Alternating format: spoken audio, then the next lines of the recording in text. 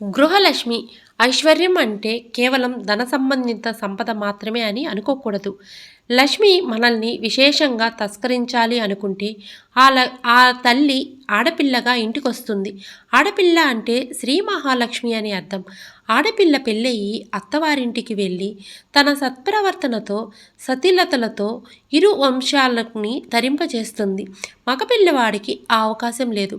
అసలు ఆడపిల్ల వచ్చింది అంటేనే లక్ష్మీదేవి వచ్చిందని. ఆడపిల్ల అటు వెనుక 10 తరాలు, ఇటు ముందు 10 తరాలను తండ్రితో కలిపి 21 తరాల వారిని తరింపచేస్తుంది. ఆడపిల్ల ఇంటికొచ్చిందంటే లక్ష్మీదేవి వచ్చినట్టే. మగపిల్లవాడికి పెళ్ళయ్యాక ఆ ఐశ్వర్యం ఎవరిది అంటే అతనిది కాదు, ఆ ఇంటి ఇల్లాలిది. ఒకప్పుడు దేవేంద్రుడు లక్ష్మీదేవిని స్తుతించినప్పుడు స్వయంగా తనే చెబుతుంది. తను ఎక్కడెక్కడ నివాసమై ఉండేది. కైలాసంలో పార్వతీదేవిగా, వైకుంఠంలో లక్ష్మీదేవిగా, బ్రహ్మలోకంలో సరస్వతిగా, మహారాజు దగ్గర రాజ్యలక్ష్మిగా, ప్రతి ఇంటి ఇల్లాలలో గృహలక్ష్మిగా ఉంటానని చెబుతుంది. గృహము అంటే ఆ ఇంట్లో ఇల్లాలు ఉన్నప్పుడు మాత్రమే.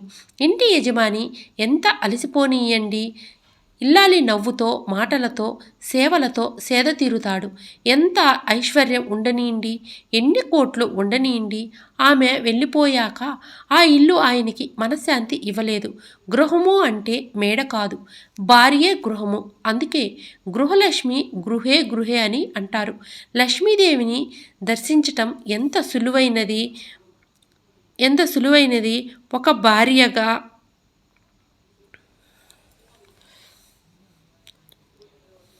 సులువైనది అంటే నీ భార్యలో, సాటివారి ఇల్లాలిలో, సోదరిలో చూడవచ్చు. ఈ ఈ భావన చాలు లక్ష్మీ కటాక్షం పొందేందుకు. ఈ ఒక్క భావన హేతువుగా నిలుస్తుంది. లక్ష్మి ఎక్కడెక్కడ నిలువై ఉంటుంది అంటే 5 స్థానాలు అని చెప్పింది శాస్త్రం.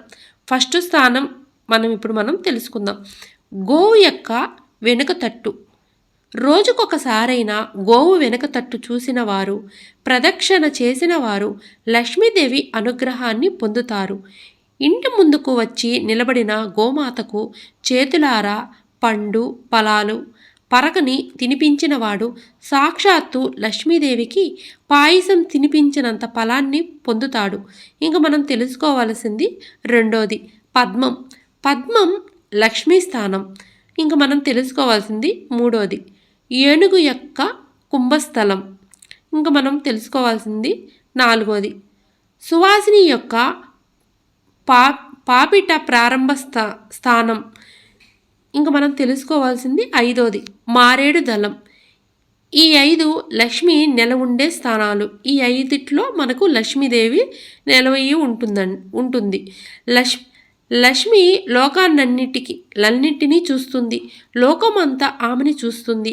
ఆ తల్లి ఎక్కడ ఉంటే అక్కడ సంతోషం ఉంటుంది.